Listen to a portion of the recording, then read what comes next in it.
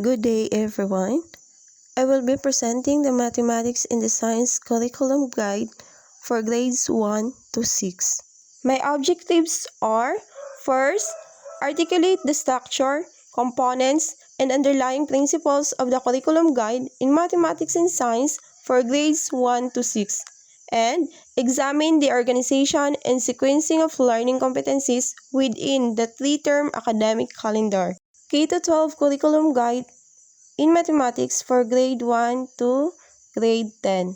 Structure of the Mathematics Curriculum Guide. Brief course description. Mathematics from Kinder to 10 is a skill subject. By itself, it is all about quantities, shapes and figures, functions, logic, and reasoning. Mathematics is also a tool of science in a language complete with its own notations in symbol and grammar rules, with which concepts and ideas are effectively expressed. The contents of mathematics include number in number sense, measurement, geometry, patterns in algebra, and statistics and probability. Numbers in number sense. As a strand, it includes concepts of numbers, properties, operations, estimation, and their applications. In measurement as a strand, it includes the use of numbers and measures to describe, understand, and compare mathematical and concrete objects. It focuses on attributes such as length, mass and weight, capacity, time, money, and temperature, as well as applications involving perimeter, area, surface area, volume, and angle measure. And geometry as a strand, it includes properties of 2- and 3-dimensional figures and their relationships, spatial visualization, reasoning, and geometric modeling and proofs. In patterns and algebra as a strand, it studies patterns, relationships, and changes among shapes and quantities. It includes the use of algebraic notations and symbols, equations, most importantly, functions, to represent and analyze relationships. Statistics and probability as a strand. It is all about developing skills and collecting and organizing data using charts, tables, and graphs. Understanding, analyzing, and interpreting data, dealing with uncertainty, and making predictions about outcomes. The K-10 Mathematics Curriculum provides a solid foundation for mathematics at grades 11 to 12. More importantly, it provides necessary concepts and life skills needed by Filipino learners as they proceed to the next stage in their life as learners and as citizens of the Philippines. Mathematics is divided into 5 major content strands: number in number sense, measurement, geometry, patterns, and algebra, and statistics and probability. Learning area standard.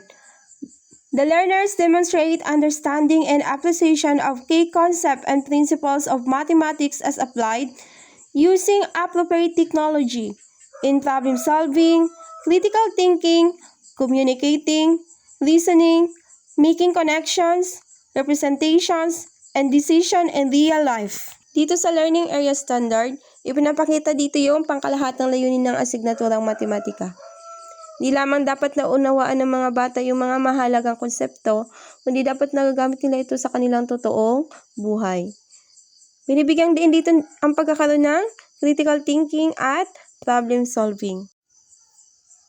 The key stage standards are divided into 3 levels: kindergarten to grade 3, grade 4 to grade 6, and grade 7 to 10. Ang ating 5 major content strands ay yung number in number sense, measurement, geometry, patterns and algebra, and statistics and probability. In kinder to grade 3, at the end of grade 3, the learner demonstrates understanding and appreciation of key concepts and skills involving numbers in number sense. Okay, dito naman sa grade 4 to grade 6, okay, tingnan natin yung number in number sense niya din. Then, sa kinder to grade 3, whole numbers up to 10,000 in the four fundamental operations, which are the addition, subtraction, multiplication, and division, including many ordinal numbers up to 100s, basic concepts of fractions. Okay, titingnan natin dito sa grade 4 to grade 6 ang kanyang number in number sense, whole numbers, number theory, fractions, decimals, ratio and proportion, percent, and integers. This clearly shows the progression from simple to more advanced learning. Grade level standards. It covers the levels from kinder to grade 3 and from grade 4 to grade 6. From kinder to grade 3, dito yung fundamental skills on basic operations or numeracy, simple measurement, and patterns. From grade 4 to 6, as we see, it is more operational skills, focusing on fraction, decimals, ratio, geometry, and graph. So, Mathematics Curriculum Guide is organized in a systematic way, starting from general goals down to specific competencies. Ito ay masiguro na ang pagkatuto ay progressive at naka-align din sa lahat ng grade levels. The curriculum is organized by quarters. Titingnan natin yung curriculum guide. Una dyan yung grade 1 first quarter. Then yung mga competencies niya. Then grade 1 second quarter, yung mga competencies niya. Kapag tinignan natin yung curriculum guide, tuloy-tuloy na yan siya. Sunod dyan, grade 1 third quarter, then grade 1 fourth quarter, then grade 2, same as in grade 1, first to fourth quarter, to grade 3, same, and so on and so forth, until grade 10. Ang pagkatuto ay sunod-sunod at scaffolded, kung saan yung mga competencies ay distributed. This helps us plan our lesson effectively and ensure that the continuity of learning throughout the school year. We call this as a curriculum matrix. Ito yung pinaka-detalyadong guide natin. Nakapaload dito yung content standards, performance standards, learning competency, code, and learning materials. We use this as our main reference of our lesson plan. Kapag nagpapakitang turo tayo, kinuha natin dito sa curriculum guide ang ating content standard, performance standard, learning competency, yung code, at saka yung learning materials. Then, yung learning competencies na iyon, in-unpack natin yun into 3 domains. Yun na yung hinihimay natin para sa cognitive, psychomotor, and affective. Yung tatlong objectives natin, yun na yung babasihan natin para sa daloy ng ating lesson plan. Katulad ng ipinapakita kong grade 6 Mathematics, quarter 3, week 1. Based lang sa experience ko, kasi nakasab ako ng 1 school year sa public school, yung pinalitan ko ay mayroong brain hemorrhage at permanent disability na siya. Kapag bagong pasok ka pa lang sa DepEd, 1 to 3 years, dapat detailed lesson plan yung pinapasa kay master teacher. Pero kapag naka 3 years ka na, DLL o DLL lesson log na yung iyong pwedeng gamitin. Sa akin yung ginamit ko ay DLL kasi hindi naman ako regular. Maganda lang doon kasi meron na tayong last o learning activity sheet at meron na ring LE o learning exemplar na available, pero dapat natin yun i-contextualize sa area kung saan tayo nagtuturo. Yun na yung tinatawag nating localization. Paano ba binabasa ang code? Tingnan natin dito sa grade 1 second quarter. Yung first na code dito. M1NS-2A-23. Ibig sabihin yan, Mathematics 1, Numbers and Number Sense, dash, second quarter, yung 2A-23. Components of the Mathematics Curriculum Guide. First, content standards. What learners should know and understand. content standard o pamantayang pangnilalaman. Nakapaloob dito yung dapat malaman at maunawaan ng mga bata.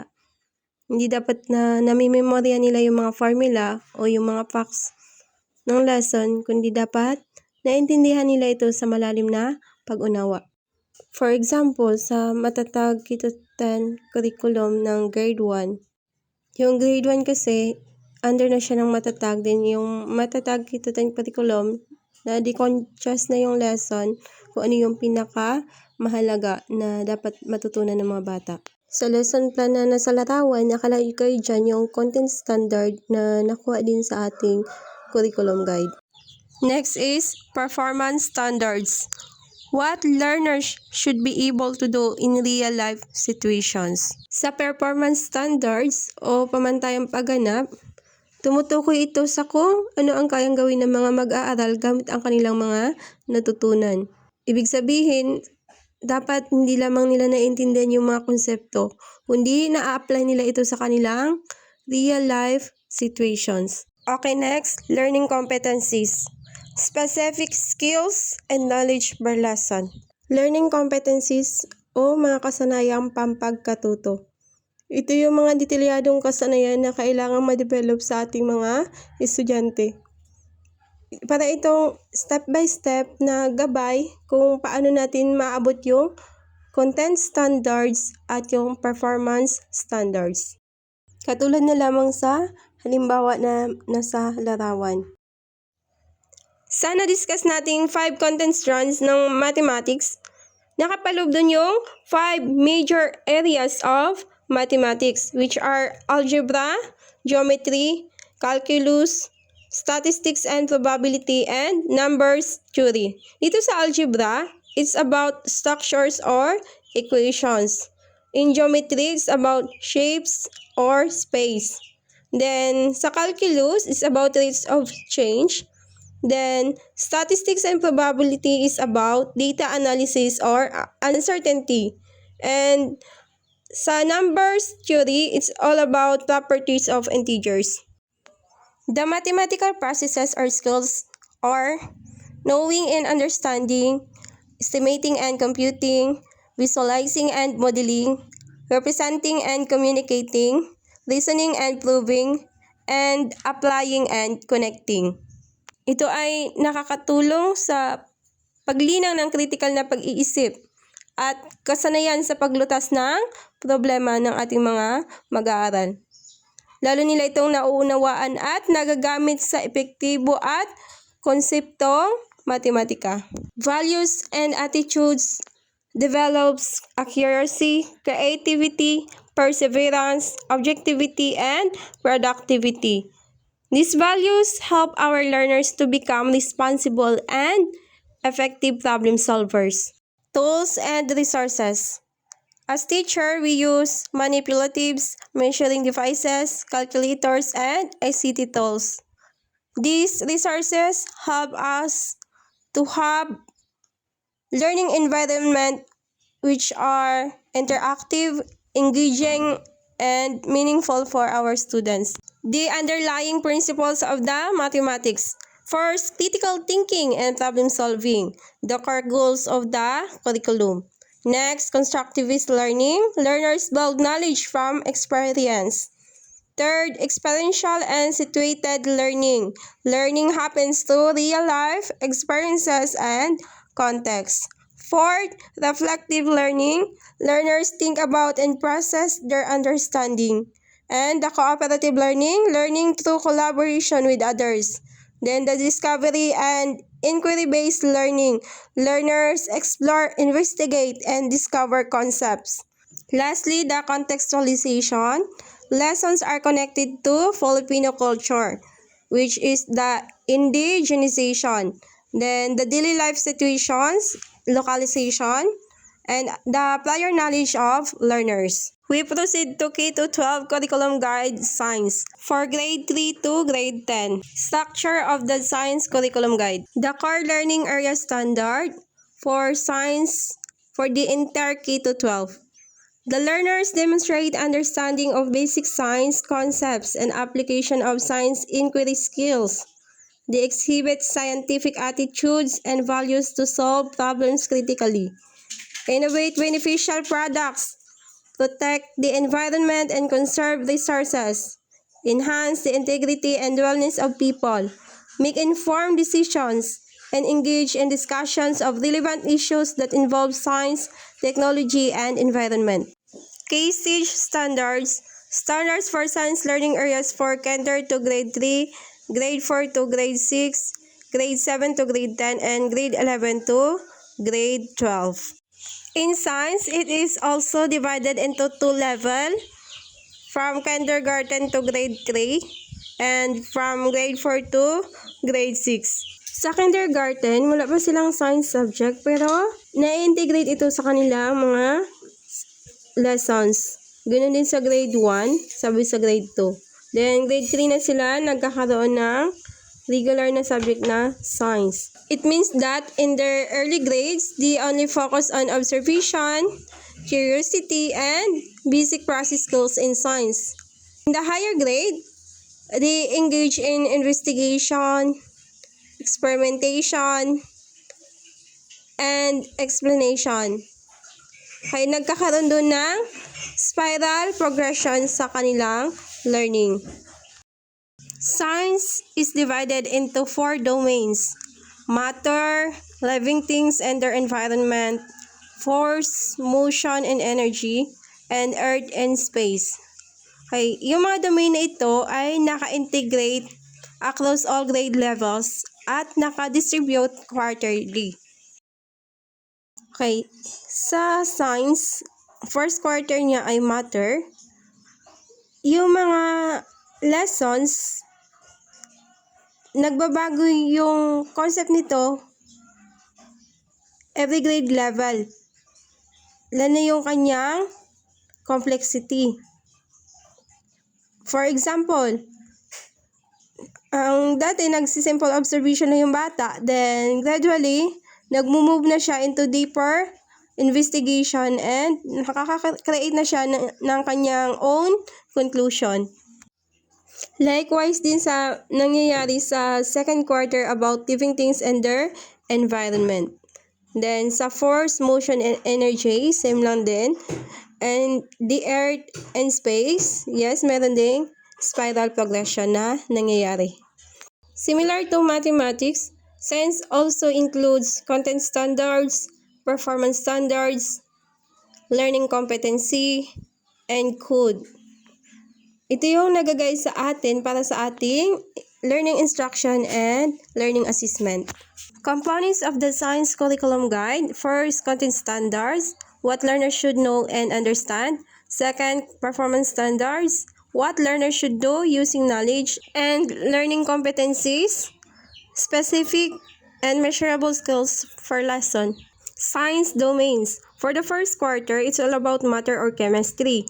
It investigates the properties, structure, and changes of materials, including solids, liquids, gases, and mixtures. Example of it is separating mixtures.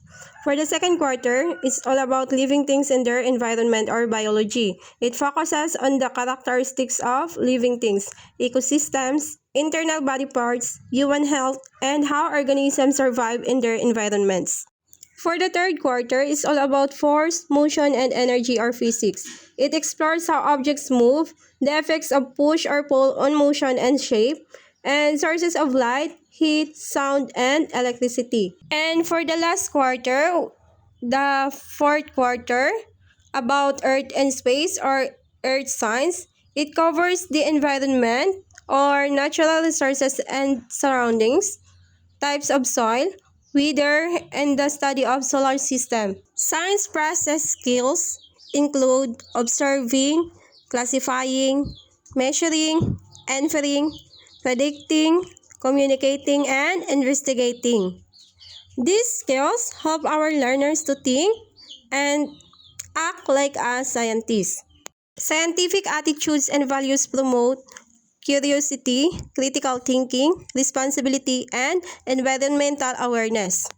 Mahalaga ito to develop informed and responsible citizens. Learning materials and activities. It's hands-on or experiments, minds on or thinking tasks, and hearts on or values integration. The underlying principles of the Science Curriculum Guide. First, scientific literacy. The goal is the learners become informed citizens who can make decisions about health, environment, and society. Second, inquiry-based learning. Learners actively ask questions, investigate, and discover answers. Third, learner-centered approach. Focus on active participation, not memorization. Fourth, spiral progression. Concepts deepen across grade levels. Fifth, integration to science, technology, and society. Science is connected to daily life, technology, and environment. 6. Contextual learning. Lessons relate to local environment and real-life situations.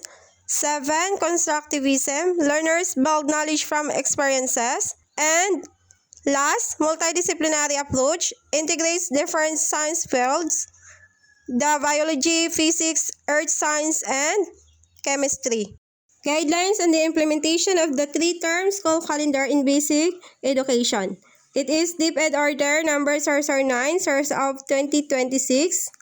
It is uploaded last April 16, 2026. The Department of Education or DepEd issues the enclosed guidelines on the implementation of the 3-term school calendar in the basic education to enable schools and community learning centers or CLCs to optimize instructional time, strategically implement school activities, and strengthen the implementation of the academic recovery for accessible learning or ARAL program. This initiative aligns with the 8-point socio-economic agenda of President Ferdinand R. Marcos Jr. and the 5-point reform agenda of DepEd. Organization and sequencing of learning competencies in a 3-term calendar. In a 3-term academic calendar, the original quarterly competencies or 4 quarters are reclustered into 3 terms. It is carefully redistributed to maintain logical flow, balance, workload, and continuity of learning. Ibig sabihin nito, yung mga learning competencies ay wala na remove, kundi na-reorganize lang. 3-term school calendar structure.